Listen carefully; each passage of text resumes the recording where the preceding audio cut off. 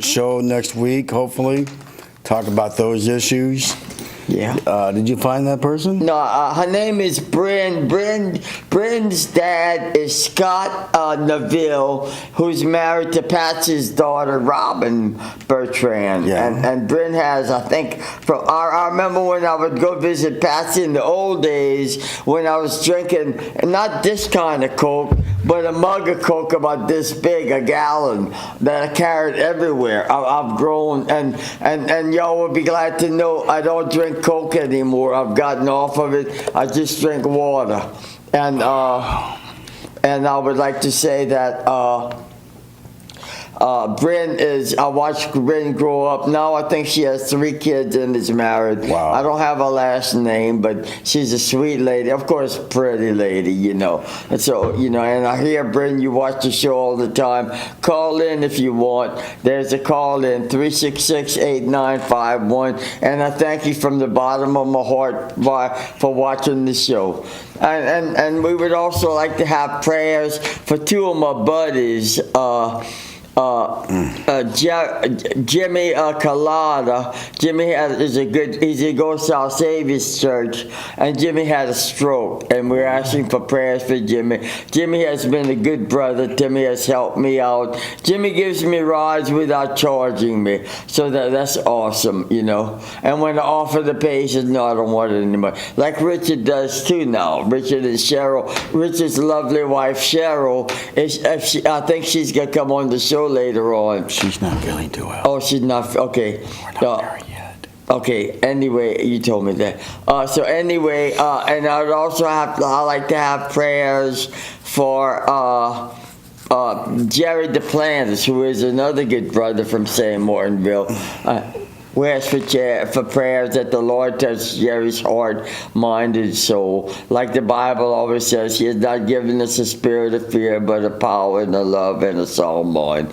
And then if Mike Fuselier wouldn't have come into my life 26 years ago, I'd probably be living under a bridge or in a hospital or probably dead. No telling when these illnesses are so horrible that you do everything that you can to relieve yourself of the symptoms. And the thing that has helped me most of all is my relationship with Jesus Christ. And if you're out there and you're all alone by yourself and you don't believe that there's a God because you've been hurt so much. I mean, there's so much injustice and hate in the world that we've all been touched by. We've all been brokenhearted. We've all been abandoned, abused, neglected. And if you're like that with a mental illness and all alone, just ask Jesus to show you that He's real. And ladies and gentlemen, most certainly, I know in my heart, in my own reality, that He will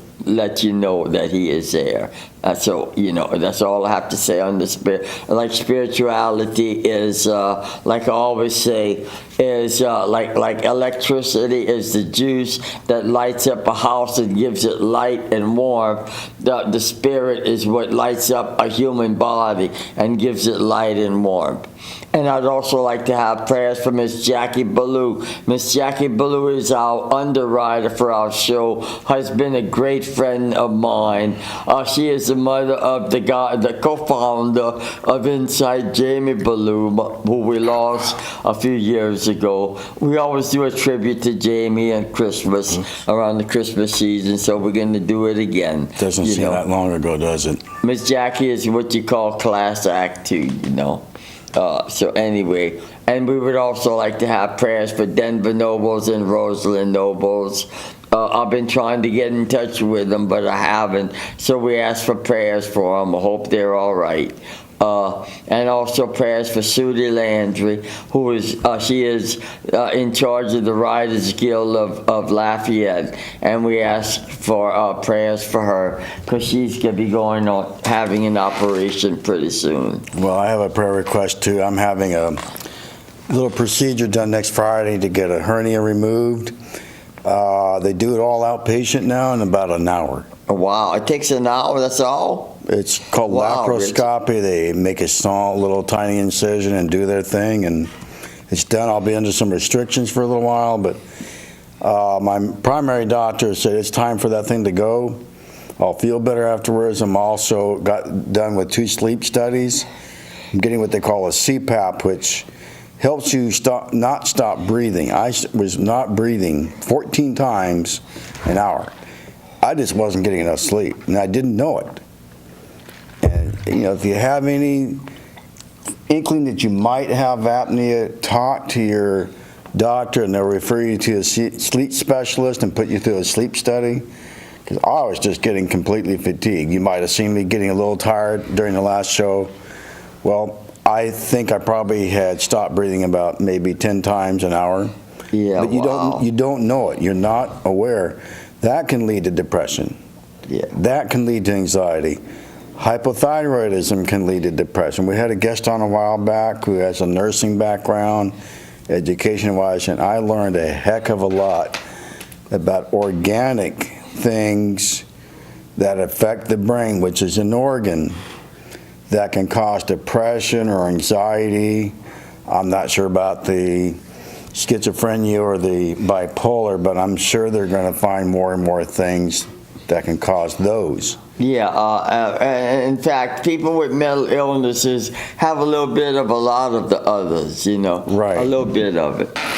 Also, I have a musician friend named Daryl Mansfield. One day he had just completely run himself into the ground exhaustion-wise with all his performances as a musician, and he got severe depression, became suicidal. Turns out this ran in the family going back 7 generations. Yeah, they talk about generational curses. Well, this is more to do with inherited mental illnesses. Yeah. I just found out my half-sister in California has a mental illness. And I'm suspecting my biological mother may have had something. Yeah. All that type of thing. But with Daryl, Passed down. 7 generations, and it was something in the DNA. Wow. And we're finding out all kinds of stuff. It's amazing. If you're out there and you don't know what to do with yourself, and like I said earlier about Jesus, talk to Jesus, pick up a Bible, go talk to a clergy person or somebody that you trust about spirituality, that knows spirituality. One of the other things you can do, like Denver Nobles always says, is journaling. Oh, that is so important. And like I journaled last night. Sometimes I'm up all night writing. I got about 10 or 15 more pages of my 7th book to write. It's a Christian book called Heaven's Warriors, and I'm gonna read something from it. Aren't your master? Aren't I your master? And no. Okay, this is the devil talking to his. To the people about God, to his people. Aren't I your master and know how to fight this false God, Jesus? Lucifer then yells out. Damien and Brack then look at the devil incarnate, who is now standing up in his 10-foot height with his 12-foot leather wings spread out as if he is about to take flight, but is just an expression of the stress and anger he is feeling. His now human-like head, black in color with its pointed ears and glaring, intense red and yellow eyes, emitting a fire bursting out of his head, and he shouts out, if we have to stop their praying, which is their only protection, then let's go get them at the core of their prayer life and destroy the church of God, where they pray and worship the false god, my nemesis. It's starting again, Micah the angel tells Zoran, as they watch the debacle unnoticed because of the prayer covering of their Christian friends. Should we warn Richard of what is about to happen? Zoran asked his friend. Well, it really all depends on Richard and his followers as to whether he will continue to minister to the citizens of Linville and also continue his prayer meetings on Fridays and his services on Wednesdays and Sundays. I think we have a good boy in Richard, Micah replies.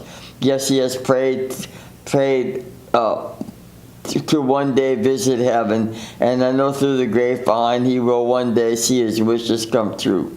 Let's go to heaven and see what the Father is doing. And the two archangels then disappear back to heaven. How you like that, Richard? A lot of good visual huh? imagery. There's a sci-fi novel that describes a character coming down from a spaceship after about 40 or 50 years. And they feel humanity is, quote, conditioned to accept the appearance of the alien. Guess what?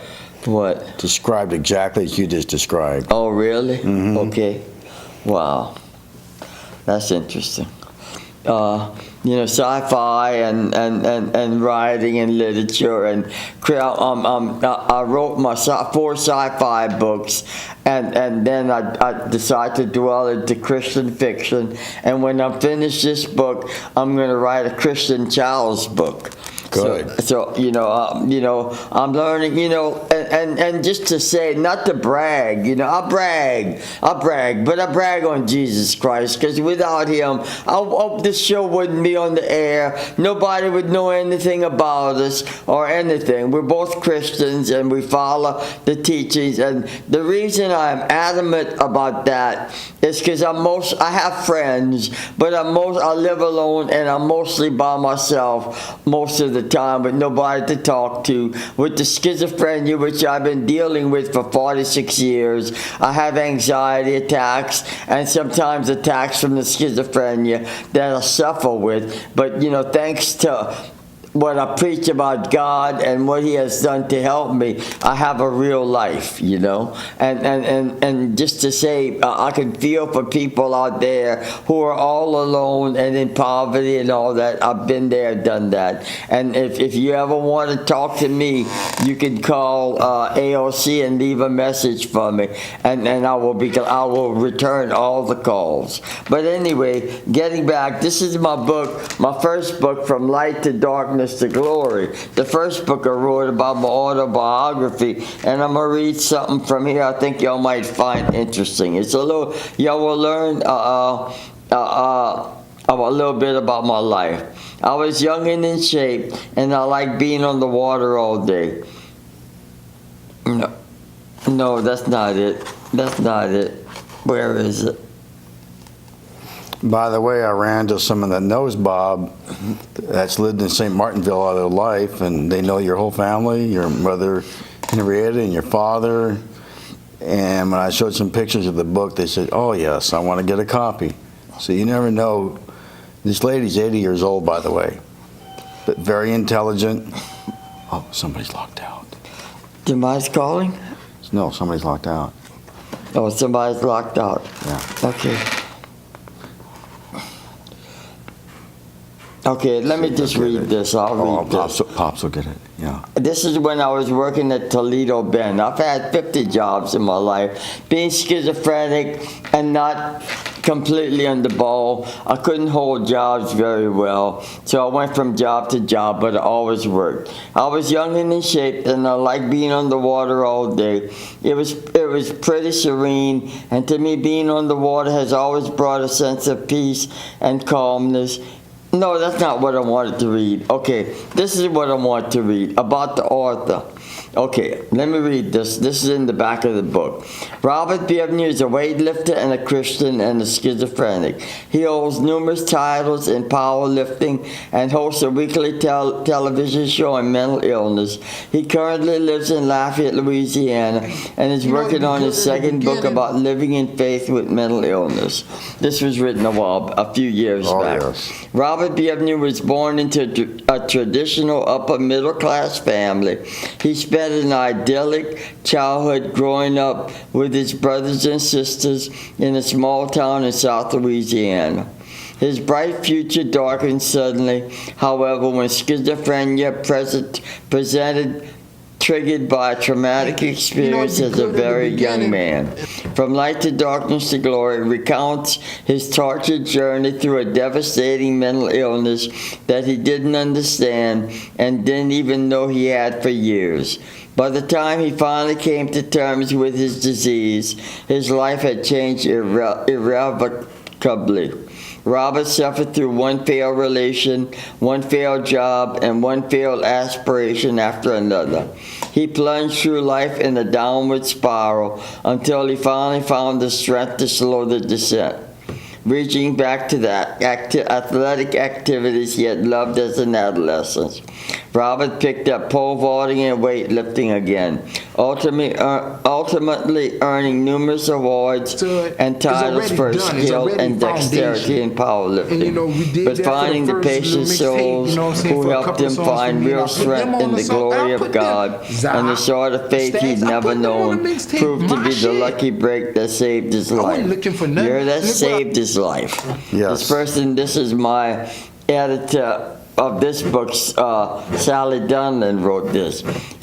Robert rekindled strength of spirit, grew out of that newfound faith, and depends on the personal relationship he has developed with Jesus Christ.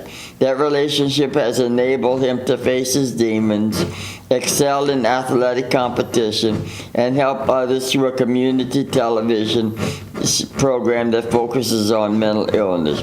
This is Robert's version of that never-ending story. Bryn, if you're watching, if you want, let Patsy or Robin know, and I will leave a book. I will give you my book to read. I want to give it to you. That book about my life. So I'm just saying, So I got a fan. I heard she's a fan. I heard you're a fan. So that's great. Let me see. This is my book, Mental Illness, God and Healing. This is my second book. Let me to show you what spirituality can help with mental illness. I am a world champion powerlifter, and I need to care for my body and have become stronger after absence from those products like Coke and gluten. Another that I have found to benefit mental wellness is juicing. Juicing is a method of putting many fruits and vegetables into a blender and mixing them into a liquid juice with almost all the vitamins and nutrients God has put into them for a better and healthier body and mind. It works. Try it. You won't regret it. Sometimes when I'm all alone, like I talked about, like a lot of people with mental illness, I am isolated and get lonely a lot, which is not very healthy for anyone, but especially not very healthy for a mentally ill person. One of the best ways to combat that feeling is to stay active. I exercise at Red Laurel's gym 4 to 6 days a week, sometimes staying 3 or 4 hours at a time, lifting weights, boxing, or swimming, which is also a great stress reliever. But what I found about myself in the last 2 years is that I am a fairly good writer, and as I have already written 2 nonfiction books and have just released my first sci-fi book, and I'm working on a sequel. I find real fulfillment in my writings. I also go to a NAMI support group for consumers.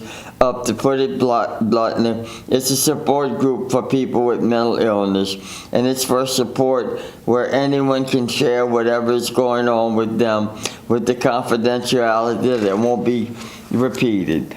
And that we'll talk about that, about NAMI.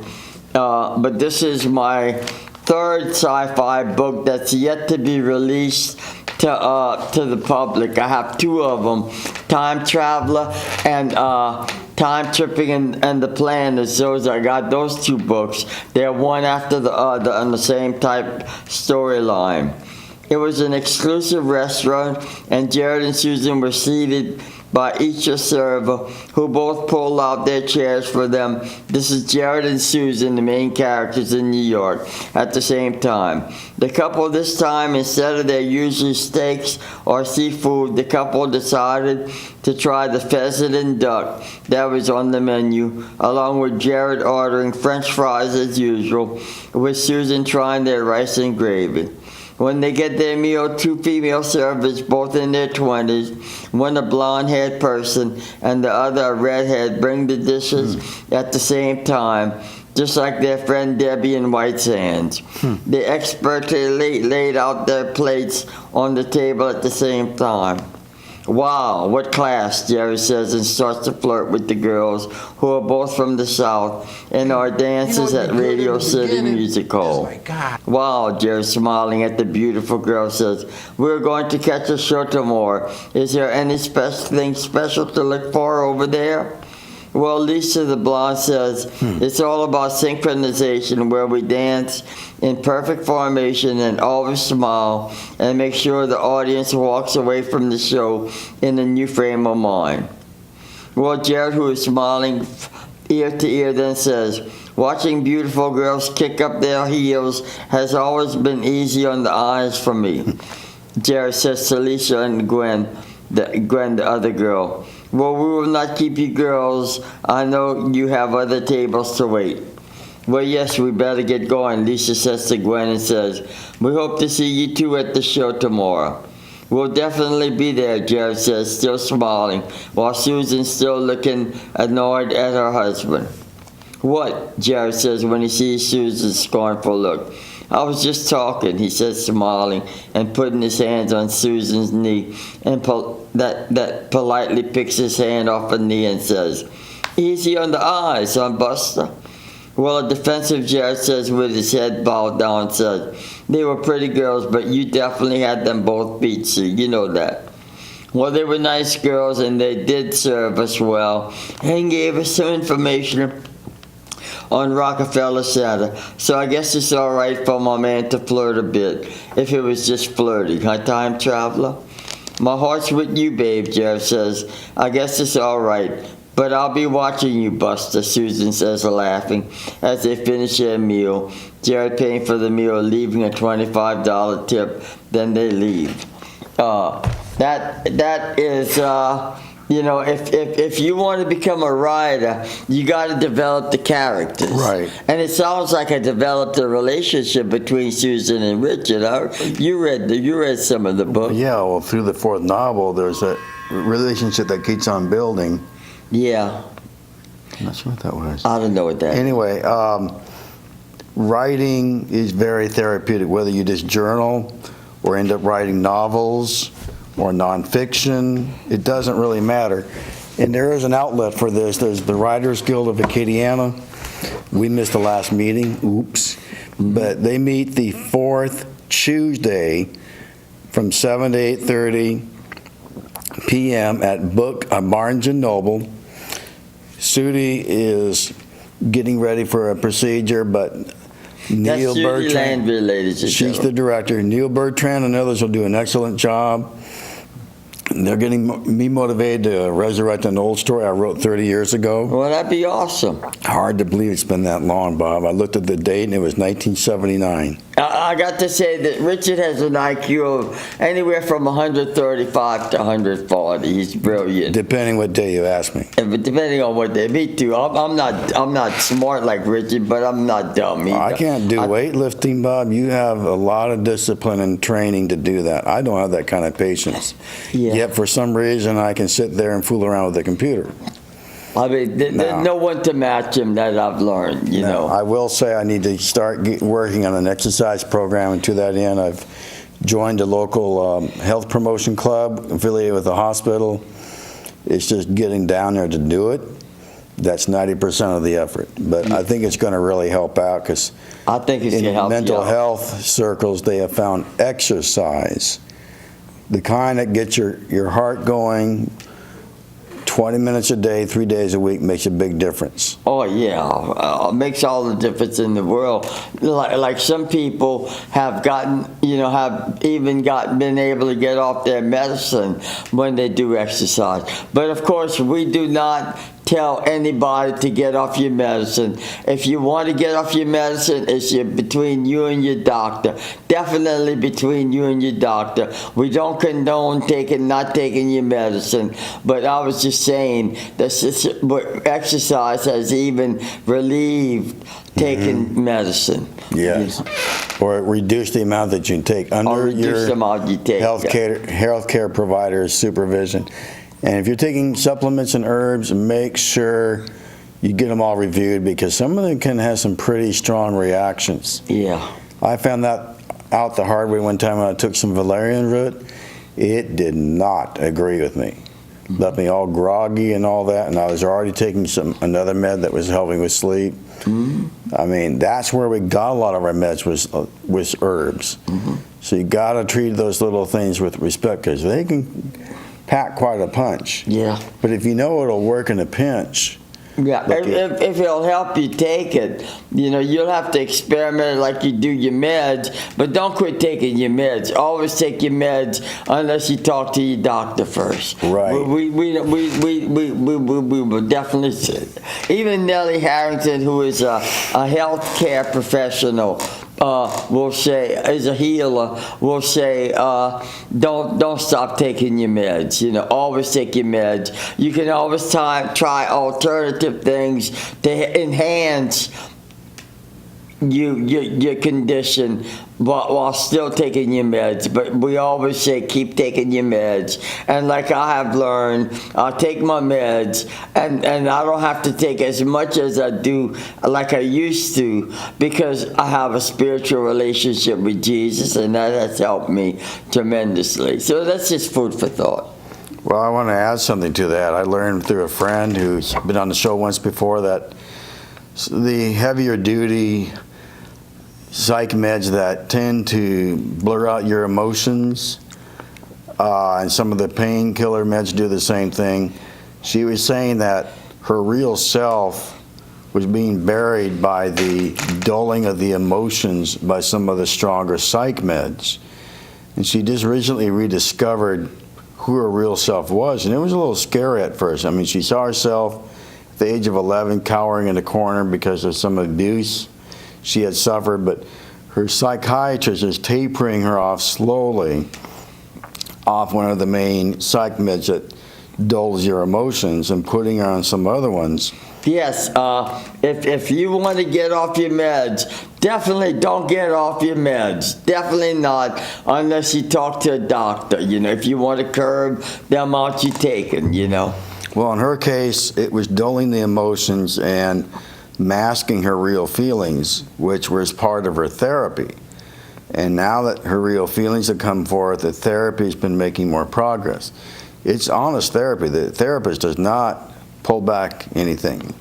They don't sugarcoat. Yeah. Some therapists will sugarcoat, and that's really doing a dishonor. Yeah. But this is something I really learned just recently, and we're always learning new things every day. Yeah, and for sure, if don't stop, like I know a lot of bipolar people, it's well known among the bipolars that when they start feeling good, they get off their medication.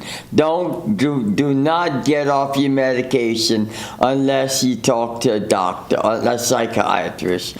That's our last say-so about it. I had a friend who was suddenly withdrawn from a very vital psych med, and that doctor should not have done that. And if you run into a doctor who does that, you go to talk to somebody immediately higher above them. Yeah, well, I would like to say that's what they did to my friend, the co-starter, the co-originator of Inside the Mental Health, Jamie Ballou. I won't mention the hospital, but they took him off all his meds cold turkey. And doctors, doctors that do that should be sued for malpractice.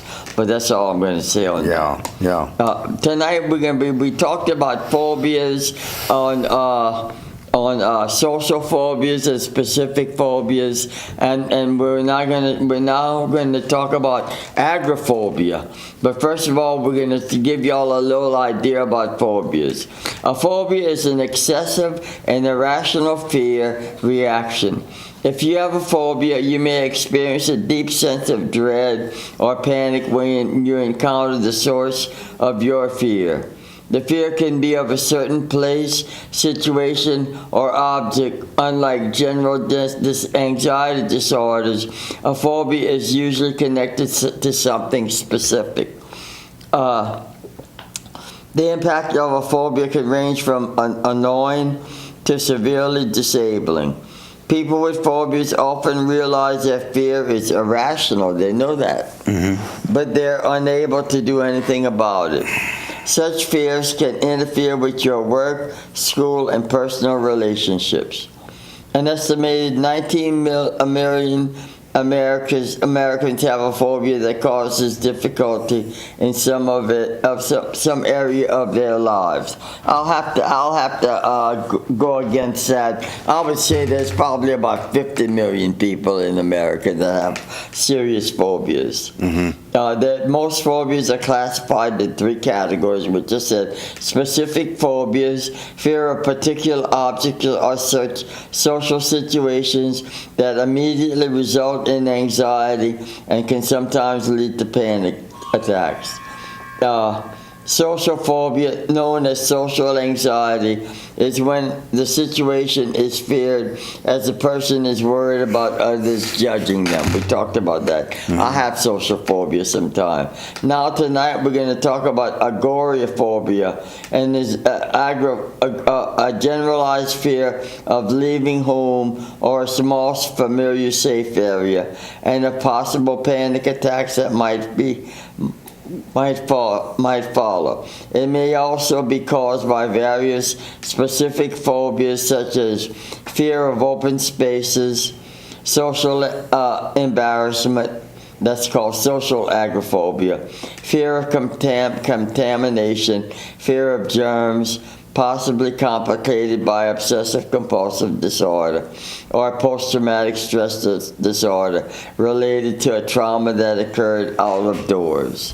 That's some phobias. Oh, yes. I see when nobody's calling. Here are some of the symptoms. Okay. Here, I like last night, and I've been doing this recently. I've been having anxiety attacks, you know. Not a phobia, but an anxiety attack, and so phobias are related to anxiety attacks and panic attacks, and it's not a pretty situation. When that happens to me, my best thing to do is go home and suffer the pain. You know, the pain of nervousness and maybe racing thoughts or whatever, you know, whatever it is. Even a blanking of the mind, you know, and feeling the pain of it and wishing it to go away. The way I've done it is I go home, I lie down in my bed, I have a television that with Cox cable that I put I can put it on the music channel, the Christian channel, or the rock channel, or whatever channel I want to listen to the music to soothe me, or I will put it on Jimmy Swaggett's ministries and listen to the preachings of God and get the words that they talk about into my head. Try to concentrate. Sometimes I can't, but when I can, I concentrate, and after a while, the stress and the anxiety go away. Exactly. You know, do you have panic attacks, anxiety sometimes? If somebody's getting into an argument near me and looks like they're going to get in a fight, if I don't leave, even though it doesn't involve me, I start getting stressed and I start getting the back spasms. And I've learned over time just to walk away from it. If it's an emergency, get to a safe place and call the police. Don't try to get involved yourself, or you could get potentially hurt. Yeah. Other than bring on panic attacks, when I was in college, I dreaded math tests. And I could study for 2 weeks. I'd walk in that room and I would literally forget everything I studied. Wow, yeah, I've heard that happen. They had students repeating the class for 3 to 4 or 5 times. They just aced the test. I'd be sitting there going, I can't remember this, I can't remember that. So that was one of my big anxiety and fear situations. Sounds very inconsequential, but it was not fun. No. School is hard. You know, like I had a nervous breakdown in the service, and it triggered my schizophrenia coming out. I think if I wouldn't have gone into the service, the stress of school would have brought it on. You know. School is so stressful these days, and with the students are paying for tuition like $6,000 a semester. Yeah. When I went to school in 1966, my fee was $70 a semester. Can you imagine? Cannot imagine. Of course, it's a different world now than it was back then. This is a meaner, harsher world, and so I can understand and more competitive. So the students are even more stressed out to get a degree, and who knows with the situation with our government the way it is with these jokers running the country, how. And maybe continue running the country after the elections. If there's not a change, how bad the world will, how much more stress it will get, and how much more expensive it will be to live. But let me get that's just a little word of wisdom from a Christian guy. But anyway, here are some of the symptoms of phobias. Pounding or racing heart. You heard that? You felt that? I know a friend who goes through that every time.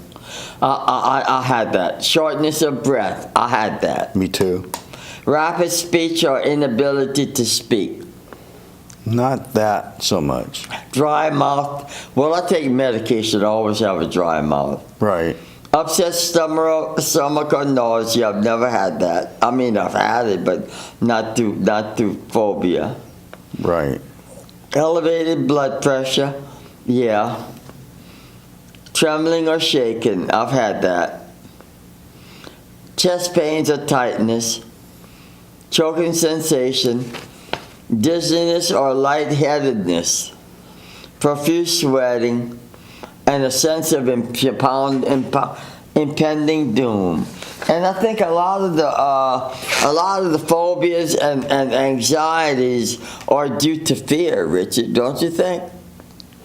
Well, it all depends what circumstance you're in. If you're around a group of people, you feel safety in numbers. But if you're by yourself and you encounter one of these situations and don't get away, your heart starts to pound, you start to breathe shallow, your adrenaline kicks in, then you get hit with that fight or flight response. If you haven't had the training, you're going to end up getting a panic attack. Yeah.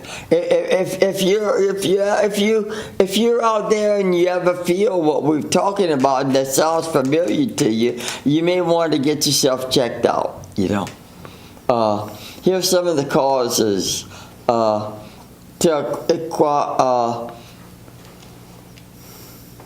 Here some of the aids to dealing with phobias and panic attacks. Much of the progress in understanding the acquisition of fear response in phobias can be attributed to classical conditioning, like the Pavlovian model. When an aversion stimulus and a neutral one are paired together, for instance, when an electric shock is given in a specific room, the subject can start to fear not only the shock, but the room as well. You know, in behavior terms, this is described as a conditioned stimulus. The room that is paired with an inversion unconditioned stimulus, the shock, which leads to a conditioned response, fear of the room. For instance, in case of the fear of heights, acrophobia, I have fear of heights. The CS is heights such as a balcony on the top floor of a high-rise building. The UCS originates from an aversion to or traumatized event in a person's life, such as almost falling down from a great height. You know, that might bring a phobia of heights. The original fear of almost falling down is associated with being on a high place, leading to a fear of heights. with aversion therapy, you can face these fears, and I guess I'll give you an example. If you have a fear of heights, and when you think of it, you might go into a panic attack, or your phobia might make you start sweating, and the symptoms that I talked about already, like pounding or racing heart, shortness of breath, rapid speech or inability to speak, dry mouth, upset stomach or nausea, and the list goes on. You can you can go to a therapist or something, Yes. and they might make you stand on the chair for a while and look down on the ground, and then maybe eventually bring you a higher length to face the fear of Exactly. of heights. Yeah, they may do something a little safer, but Yeah, they may do at the something point, safer.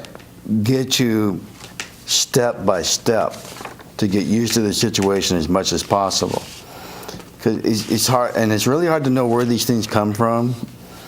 I had a fear of getting lost when I was a child because I was very, very nearsighted. Yeah. So I would always yell for my parents. It seemed like they were 14, 15 miles away, and you don't know if they're going to come home.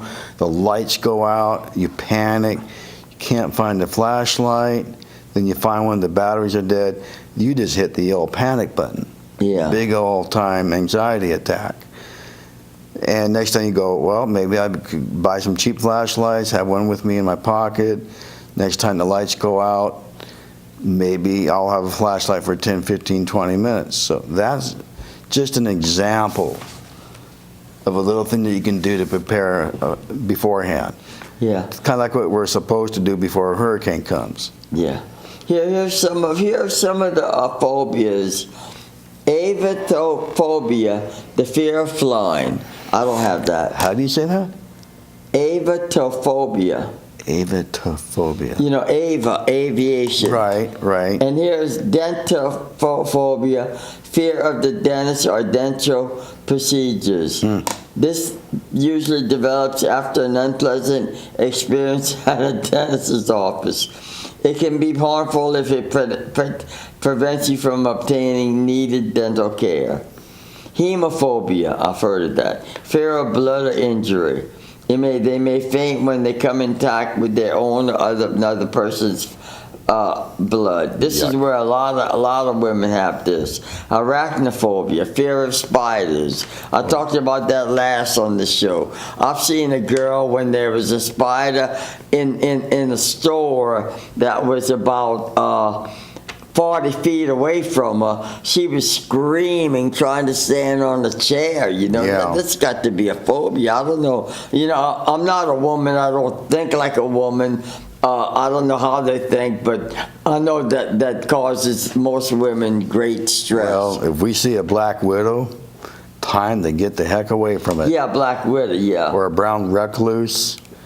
Yeah. I had a gator look straight at me in the eye one day. I was passing through Cypress Lake and heard this big old hiss, and I go, uh-oh. All of a sudden I realized I'm holding a red and yellow umbrella. Something my daughter saw on Animal Planet. I remembered. You don't wear somehow, red colors. If you have something red, put it down on the ground. And don't move suddenly because they will get provoked. I put down the umbrella, collapsed it, and she lost interest in about 10 or 20 seconds, thankfully, because she was nesting. Yeah, thank you, Richard. Yeah. Here's another one, fear of dogs, cynophobia. I've seen people that are afraid of my little bitty dog, and she's as sweet as can be. I never got that with Chloe, but little tiny chihuahuas can be very protective, and the owner says stay away. You better listen, because those chihuahuas can be a watchdog. I'm serious. Yeah. I had a fear of big dogs, and there was this one great day in the neighborhood where I used to ride my bike.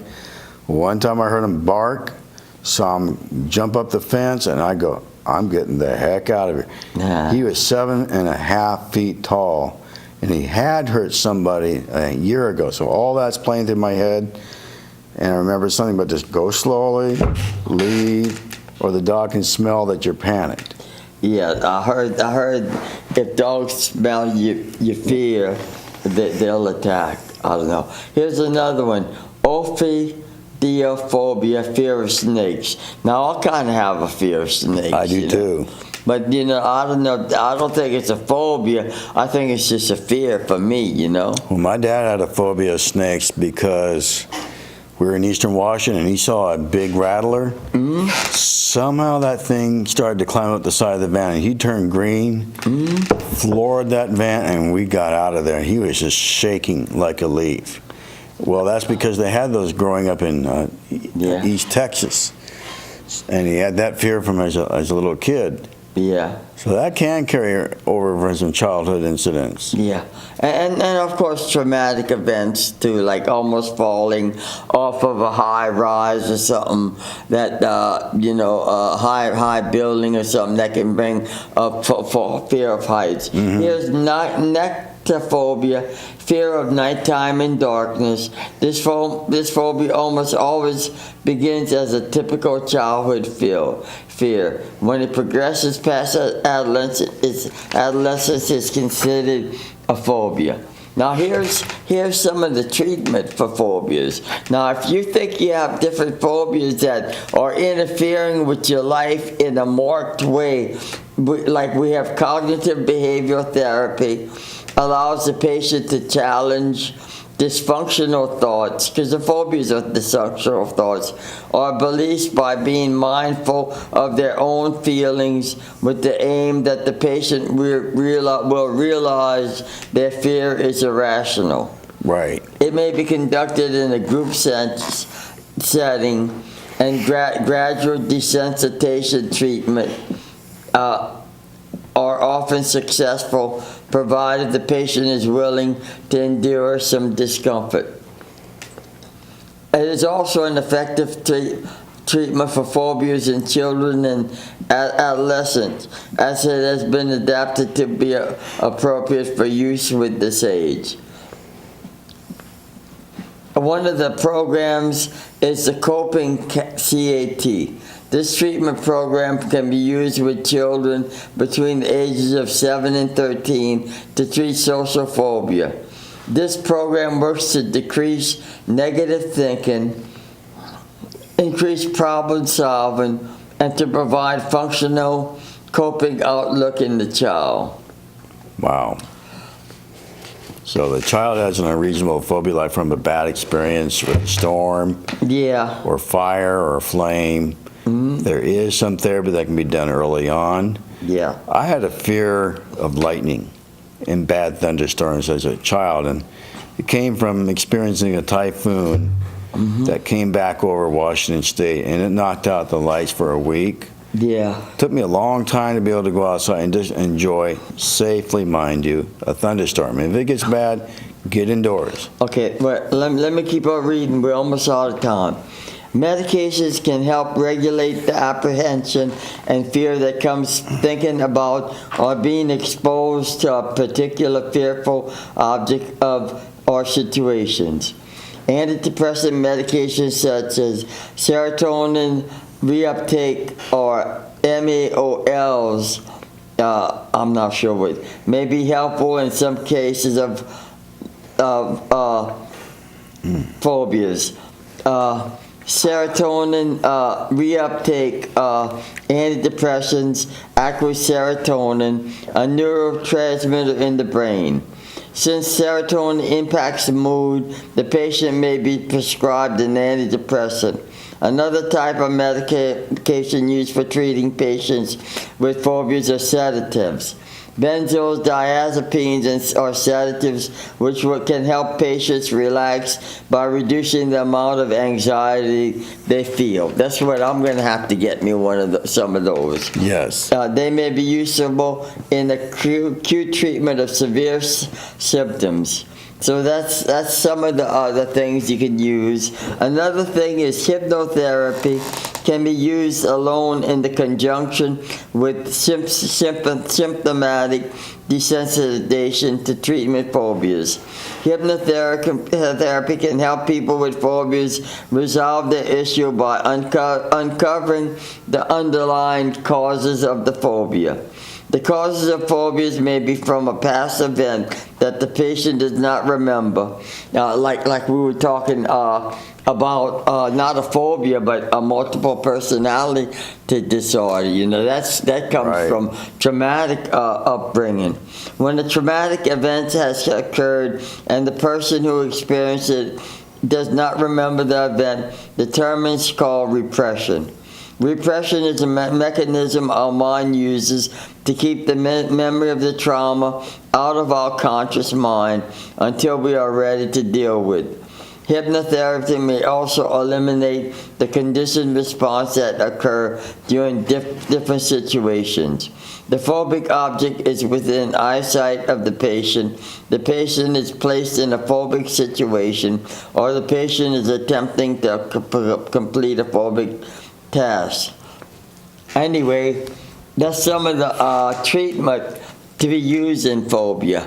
And like I was saying, and I would like to give an example of if you have an anxiety attack, like I said, my way to do it, I start praying. I start praying in tongues. I start praying to Jesus. I say, He has not given me the spirit of fear, but of power and love and a sound mind. Thank you, Jesus. And I keep praying that sound. And then I go home and I lie down and I listen to Jimmy Swaggart sing or preach or his members talking about the Lord, and that usually calms me down, Or taking a walk, or listening to playing music yourself. Playing music yourself. Yes. Yes, those are ways to deal with it. So anyway, we hope we have been informative tonight. We miss Nellie Harrington. We hope Nellie comes back soon.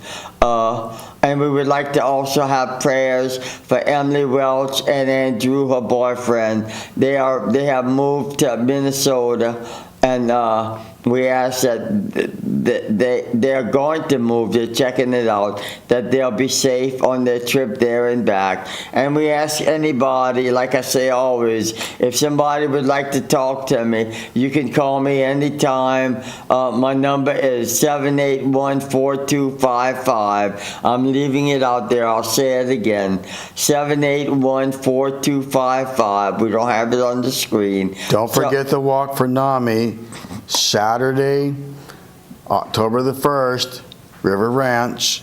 Be there 8 o'clock to register.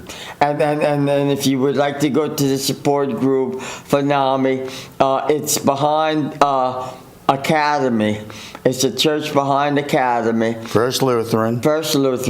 And it's the first and third Sunday of every week, and it starts at Every month. It starts at 6 o'clock every twice a month. So, and you will find that anyone who goes over there with a mental illness eventually do better than people with mental illnesses who don't go to the support group. So, Dr. Phelps, Yes, I'm glad. Thank you. I think we had a good show tonight. It went smoothly. Maybe I took up time reading about my books, but writing is a very, very important thing to do for therapy, and it has done wonders for me. I don't have